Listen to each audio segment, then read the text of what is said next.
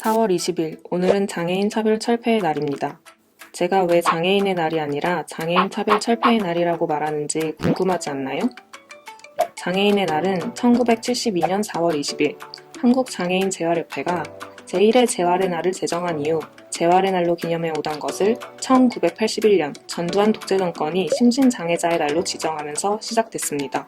1982년 유엔을 따라 명칭을 장애인의 날로 바꿨지만 장애인을 시혜와 동정의 대상으로 바라보는 모습은 바뀌지 않았죠.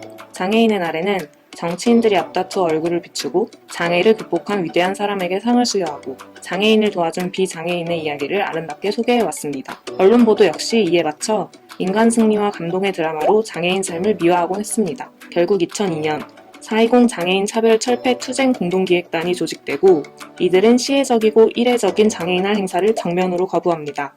장애인이 동정과 시혜의 대상이 아닌 권리 주체가 되길 선택한 거죠.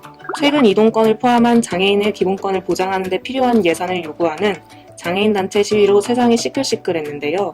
서울교통공사의 사회적 약자와의 여론전 맞서기 전략문건이 폭로되기도 했고 이준석 국민의힘 대표가 전국 장애인 차별철폐연대의 장애인 이동권 시위를 여러 차례 비난하기도 했죠.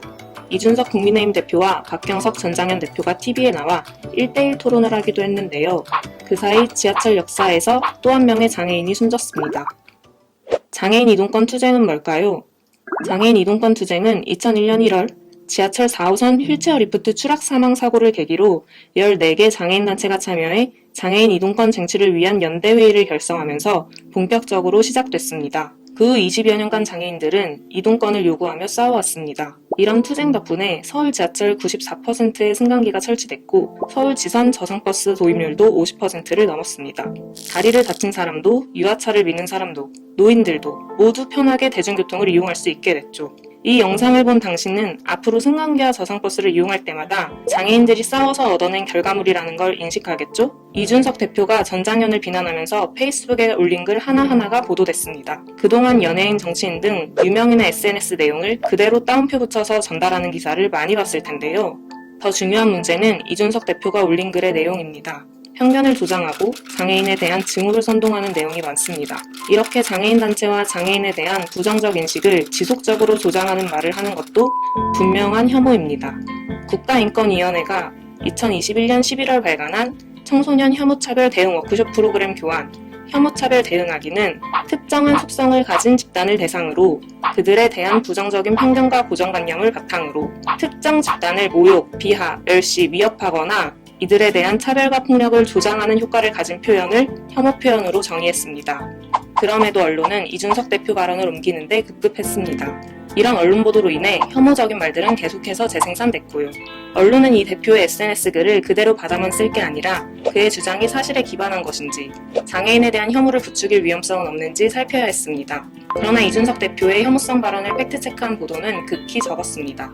언론 보도 다수가 정치권 혐오 발언을 받아쓰는데 불과했지만 장애인 이동권 투쟁에 연대하는 사람들에 집중한 보도와 장애인 이동권 시위 과정에서 포착된 시민들의 다양한 지지를 전하며 우리 사회가 주목해야 할 가치를 보여준 보도도 있습니다.